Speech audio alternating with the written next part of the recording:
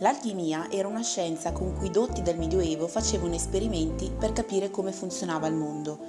A partire dal Medioevo molti alchimisti cercarono di interpretare le incisioni scolpite nella pietra di edifici famosi come la cattedrale di Notre-Dame de Paris. Il Notre-Dame de Paris, come numerosi altri edifici della Francia, divennero il regno dell'occulto e delle scienze alchemiche.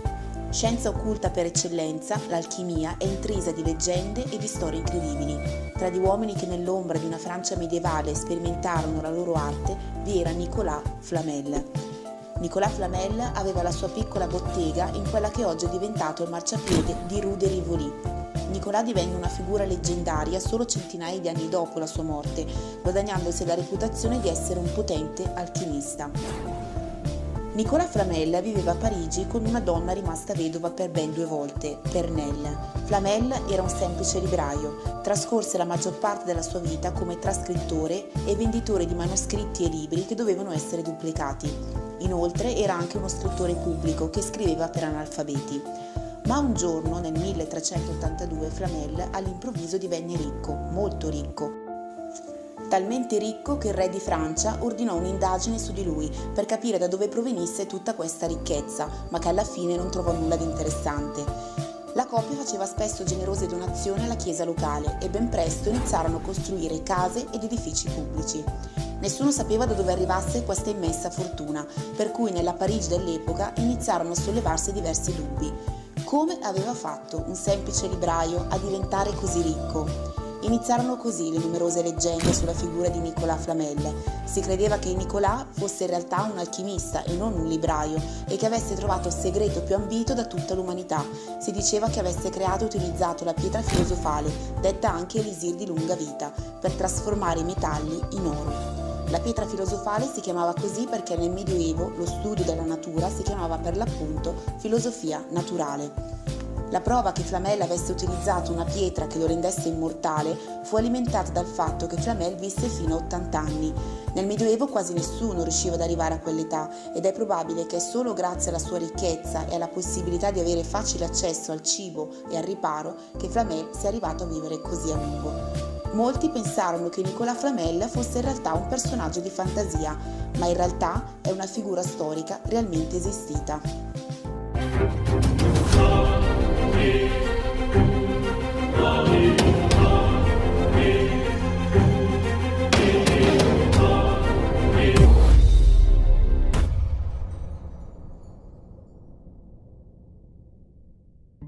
Nel 1407, accanto a una fossa comune del cimitero centrale di Parigi, fu costruito un passaggio sotterraneo noto come cimitero degli Innocenti. La parte superiore del passaggio è stata decorata con un gruppo di statue caratterizzate dalla tipica iconografia cristiana dell'epoca. Le statue raffiguravano Gesù circondato da Pietro e San Paolo e dalla coppia che ha donato il passaggio sotterraneo, Nicolas e Pernelle Flamel. Sotto le statue di Nicolas e Pernelle ci sono diverse lastre che raffigurano simboli cristiani dall'inizio del XV secolo.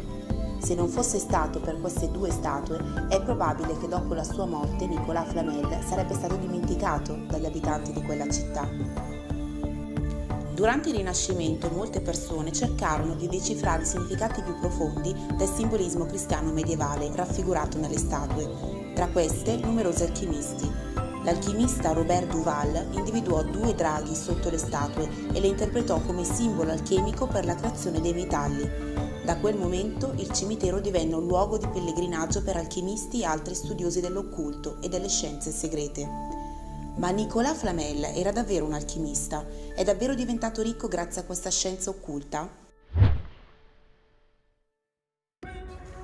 Alla fine del XVI secolo si diffuse la leggenda secondo cui l'interesse di Flamel per l'alchimia sia iniziata proprio da un libro. Sembra che un giorno un vecchio viaggiatore gli si avvicinò e gli propose di vendergli un manoscritto antico e molto raro, 21 pagine divise in 7 capitoli. Ma per Flamel era un manoscritto familiare perché non molto tempo prima aveva sognato un angelo con in mano lo stesso manoscritto. Nel suo sogno l'angelo gli disse che un giorno, nello stesso libro, avrebbe visto quello che nessun altro uomo avrebbe potuto vedere. Il manoscritto era stato scritto da un uomo chiamato Abramo l'Ebreo, un principe oltre che astrologo e filosofo. Era scritto in ebraico, una lingua che Flamel non riusciva a capire. Era pieno di simboli e Nicolas Flamel pensava fossero istruzioni sull'alchimia.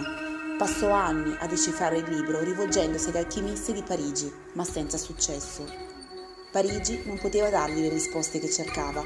Gli ebrei erano una piccola comunità che spesso veniva perseguitata e proprio per questo gli alchimisti ebrei francesi erano riluttanti a condividere la loro conoscenza e la loro cultura con i cattolici. Nicolas Flamel decise così di partire per la Spagna. In Spagna cercò uno studioso ebreo che potesse spiegargli il vero significato dietro a quelle immagini del libro. Un giorno si imbatté in un medico convertito al cristianesimo di origini ebraiche, Canches. Canches gli disse che Abramo, l'ebreo che aveva scritto quel libro, era uno dei primi maestri della tradizione mistica ebraica della Kabbalah, sconosciuta ai cattolici, e gli tradusse le poche pagine che Flamel aveva portato con sé. Il medico gli disse inoltre che le immagini contenevano la ricetta segreta per trasformare il piombo in oro e per creare l'elisir di lunga vita. Canches accettò di seguire Flamel in Francia per tradurre tutto il resto del libro, ma il medico si ammalò durante il viaggio e morì prima di raggiungere Parigi. Ma Canches le aveva già insegnato moltissime cose sui segreti della Kabbalah e sull'ermetismo, una tradizione esoterica basata sugli scritti divini di Ermete Trismegisto. Grazie a queste conoscenze Flamel riuscì a tradurre l'intero libro.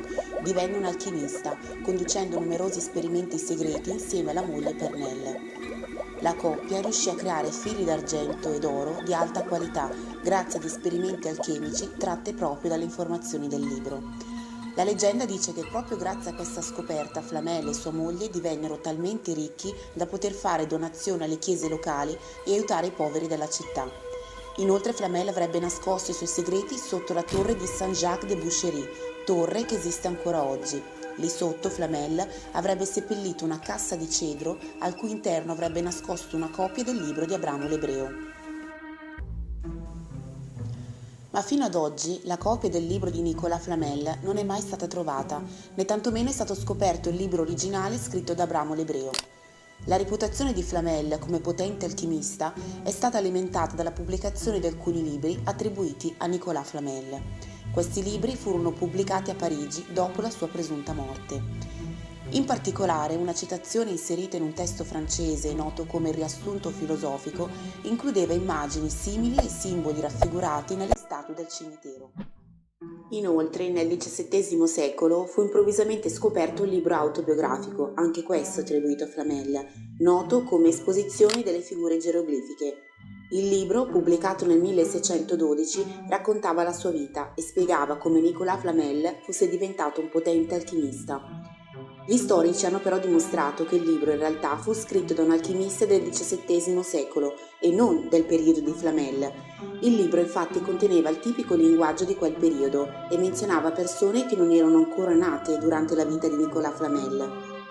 Si sa per certo che Flamel fosse un libraio borghese che viveva vicino a Parigi, fatto documentato dalla sua licenza che gli fu consegnata dall'Università di Parigi dove Nicolas Flamel si laureò in lettere. Ma non c'è alcuna traccia di alchimia nella sua vita e né tantomeno è dimostrato che abbia condotto degli esperimenti. Molte persone di quel tempo non credevano neppure che fosse morto. Esistono infatti report di quel periodo che indicano che Flamel e sua moglie abbiano simulato la loro morte organizzando finti funerali e che successivamente siano fuggiti in India. È noto che Flamel fosse affascinato dalla morte, tanto da aver persino progettato la sua lapide, oggi conservata al Musée des Cluny nel quartiere latino di Parigi. Altri credevano che Flamel non fosse mai esistito e che il suo personaggio fu in realtà inventato da alcuni alchimisti del XVII secolo per vendere molti antichi libri alchemici. Flamel divenne ricco non perché avesse trovato la ricetta segreta per trasformare il piombo in oro, ma perché aveva sposato Pernelle, che era già benestante. I suoi due mariti, infatti, le avevano lasciato in eredità un'enorme somma di denaro. La loro fortuna poi crebbe nel tempo grazie alla speculazione immobiliare e fu il suo lunghissimo testamento e il tortuoso processo contro gli eredi di sua moglie, la moglie Pernelle morì prima di lui, che lo fece notare a Parigi.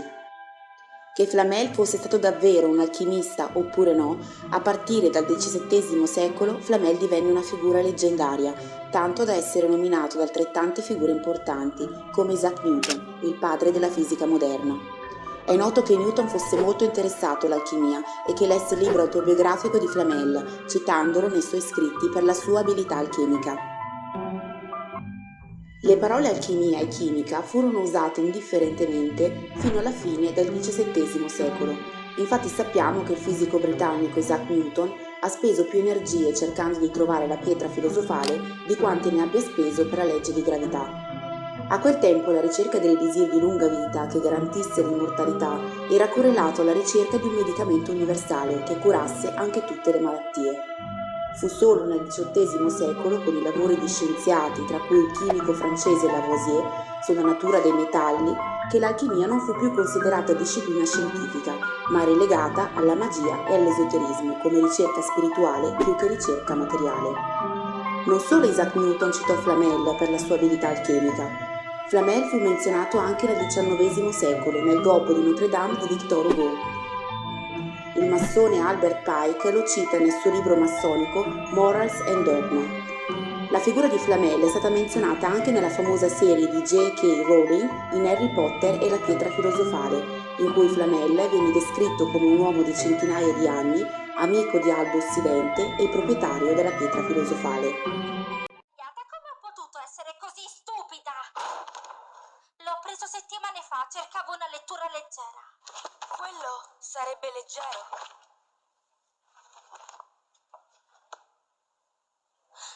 Ma certo, eccolo qui. Nicolas Flamel è l'unico che ha fabbricato la pietra filosofale. La cosa? Uffa, ma voi non leggete?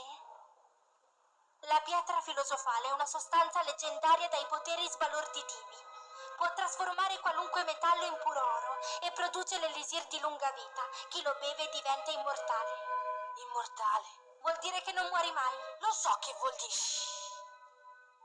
L'unica pietra attualmente esistente appartiene al signor Nicolas Flamel, il noto alchimista, che l'anno scorso ha festeggiato il 665° compleanno.